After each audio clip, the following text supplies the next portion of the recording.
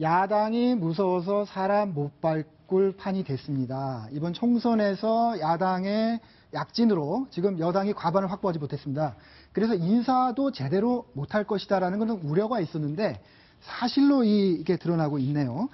이번 정치권 그 정기국회가 시작을 해서 첫날 정세균 국회의장의 발언으로 파행을 겪다가 다시 회복이 됐잖아요. 그런데 바로 실시한 그 인사 표결에서 문제가 터졌군요, 구자욱 차장님. 네, 그렇습니다. 이 국민들께서는 추가 경정 예산안이 이 정세균 국회의장 발언 때문에 하루 늦춰졌다, 이것은 많이 기억을 하실 텐데, 네. 실제로 추경안 통과 이후에 이 인사청문, 그러니까 인사안에 대한 이 동의안도 같이 처리가 됐습니다. 네. 그런데 문제는 이제 대법관 후보자인 김재영 후보자에 대해서는 그 임명 동의안이 가결이 됐고요. 네. 그리고 함께 처리된 원자력 안전위원회 위원 가운데 야당들이 추천한 두 후보, 이 김혜정 후보와 한은미 후보는 이 찬성표가 더 많아서 통과가 됐는데, 여당 새누리당이 추천한 김용균 후보의 경우에는 찬성보다 반대표가 많아서 네. 결국 부결이 됐습니다. 네. 그러니까 20대 총선에서 여소야대 상황이 됐다라는 이제 결과가 그렇게 나왔는데요. 네. 그 여소야대에 대한 위력이, 그러니까 표결을 통해서 나타난 것은 이번이 처음으로 볼 수 있을 것 같습니다. 네. 백성문 변호사님. 네. 여당은 야당 추천한 두 사람을 뽑아줬잖아요.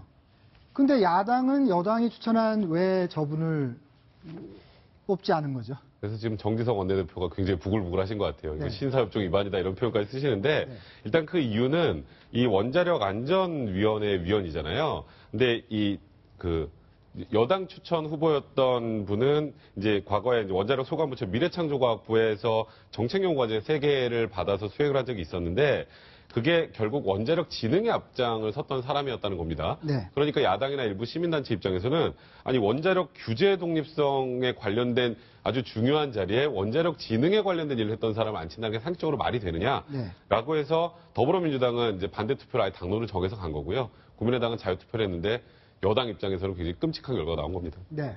구자욱 차장님. 네. 이런 일이 예전에도 덜어 있었습니까? 그러니까 여소야대 상황에서는요, 네. 아무래도 국회에서 과반 의석 이상을 점하고 있는 정당에서 네. 그 당론으로 반대하겠다, 이런 의사를 표명하게 되면 네. 국회를 사실상 통과하기가 어렵습니다. 네네. 그러니까 당론이라는 것은 당 소속 의원들이 전체가 다 부표를 던지겠다라는 약속이기 때문에 네. 그 약속대로 표결이 이행이 되면 과반을 넘은 정당에서 이 반대를 하면 그걸 통과할 수가 없는 것이죠. 네. 그러니까 역대 정부에서 그런 일들이 종종 있었습니다. 예. 이 김대중 정부와 노무현 정부가 그 한동안 그 여소야대 국면에서 이 정부가 운영이 됐었는데요. 네. 이 김대중 정부 말기였던 2002년 7월에 네. 장상 총리 후보자가 이게 지명이 됐습니다. 네. 그런데 총리 인사청문 과정에서 위장전입 의혹과 부동산 투기, 특히 이 농지취득 세금을 탈루한 이 지방세 미납 의혹 등이 제기가 됐습니다. 네. 이런 여러 문제점 때문에 실제로 국회 임명 동의 과정에서 이 부결시키겠다. 당시 네. 야당이었던 한나라당이 한나라당이 부결시키겠다라고 결의했고 실제 표결을 해보니까 네. 결국 이제 부결이 된 겁니다. 네. 총리 서리에서 멈췄던 거고요. 네. 그 이후에 후임으로 됐던 장대환 총리 후보의 경우에도 네. 이 부동산 투기와 농지취득세금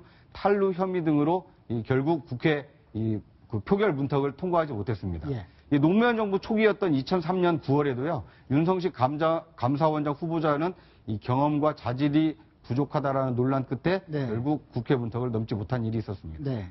그리고 이제 이명박 정부에서도 한 차례 있었는데요. 네. 조용환 헌재 재판관 후보자가 위정 전입 의혹을 받았었는데, 네. 그래서 이제 국회 이 표결을 통과하지 못했는데, 이 조용환 후보자의 경우에는 그 야당에서 이제 추천한 후보다. 네. 그래서 당시 이 과반 의석을 가지고 있던 여당의 반대로 통과하지 못했다. 이제 네. 이런 평가가 나오고 있습니다. 네. 김대중 정부, 노무현 정부, 이명박 정부에서 두 번, 한 번씩 일어났던 일이 지금 박근혜 정부 이 두 해를 앞둔 지금 일어난 거군요. 네. 지금은 어떻게 보면 이제 시작에 불과한 네. 겁니다. 그러니까 왜냐하면 20대 국회가 개원한 게 이제 5월 말이기 때문에 이제 석 달 정도 됐고요. 지금까지는 어떤 인사 그 동의안 처리가 된 것이 이번이 처음이기 때문에 앞으로 만약에 박근혜 대통령이 국회 표결을 통해서 임명해야 되는 그 인사를 했을 경우에 네. 만약에 야당이 반대하는 후보자를 지명하게 되면 이 국회 표결 과정에서 또 이렇게 부결되는 사태가 벌어질 수 있는 거 아니냐. 이제 이런 예고편이다라는 이 관측이 많습니다. 네. 네, 그러니까 야당의 문턱을 넘어야만 가능한 건데 그러면 그렇게 국회 표결 동의를 얻어야지만 임명될 수 있는 자리는 어떤 게 있나요? 일단 대법관들은 의무적으로 국회 표결 절차를 거치게 되어 있고요. 네. 그다음에 헌법재판관도 국회 표결 절차를 거치게 되어 있습니다. 네. 그리고 이 행정부에서는 국무총리만 이 국회에서 임명 동의안이 처리가 돼야 이 임명이 가능하고요. 그다음에 감사원장의 경우에도 이 국회에서 이게 삼권분립 원칙에 의해서 이 감사원장의 경우에도 국회에서 이 표결을 통해서 이 인준을 하도록 되어 있습니다. 네, 그럼 실제로 박근혜 대통령이 퇴임할 때까지 어떤 분들이 남아 있는가 한번 보시겠습니다. 네, 구장 처장님. 양승태 대법원장이 내년 9월에 퇴임하시네요. 박근혜 그렇습니다. 대통령보다 이 5개월 양승태 대법원장은 2011년 9월에 임명이 됐기 때문에요. 네. 대법관의 임기는 6년입니다. 네. 그렇기 때문에 이제 내년 9월이면 임기 만료가 되기 때문에 후임자를 지명해야 되는데 네. 아마 이제 이 후임, 양승태 대법원장의 후임도 이 국회 문턱을 통과할 수 있을 것이냐가 네. 이제 문제가 될 것 같고요. 네. 또 한 분이 헌법재판소장입니다. 이 박한철 소장의 경우에는 현재 소장이 된 것은 그 박근혜 정부 이후인데 이 헌법재판관으로 임명된 게 2011년 1월입니다. 그렇기 때문에 6년 임기에 그 임기가 내년 1월이면은 예. 만료가 되기 때문에 예. 아마 올 하반기에 이 후임자가 임명이 될 텐데 예. 마찬가지로 이 야당이 반대하게 되면 이 국회 문턱을 좀 넘기 어렵다는 관측이 네. 나오고 있고요.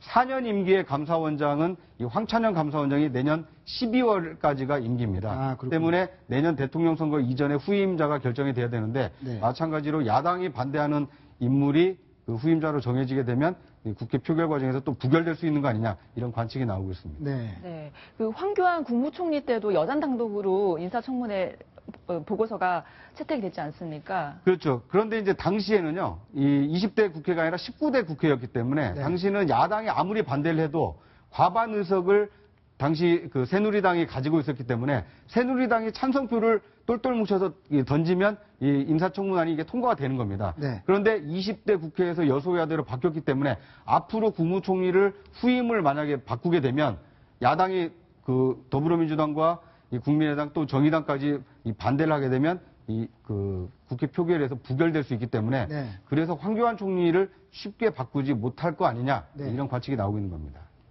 네, 황교안 총리는 여소야대가 되는 바람에 덕을 볼 수도 있다라는 얘기가 바로 그 얘기군요. 그렇습니다. 그러니까 황교안 총리의 경우에는 국회에서 표결을 통해서 이제 임명이 되기 때문에 그런 거고요. 네. 앞서 그 시작하실 때 이 조윤선 장관과 김재수 장관에 대해서는 대통령이 임명을 하지 않았습니까? 네. 야당이 반대를 하더라도 장관의 경우에는 인사청문 절차를 규정했을 뿐이지 국회 표결 절차를 규정하지 않았기 때문에 네. 장관은 그러니까 표결 없이 임명할 수 있는 것은 대통령이 야당의 반대를 무릅쓰고 임명할 수 있지만 국회 표결을 통해서 과반 이상의 동의를 받아야 되는 이 인사권을 행사하기에는 네. 앞으로 좀 제한적이지 않겠나 이런 관측이 우세합니다. 네, 황교안 총리가 박근혜 대통령과 함께 끝까지 임기를 지킬 것 같다 이런 전망을 해드렸고요. 다음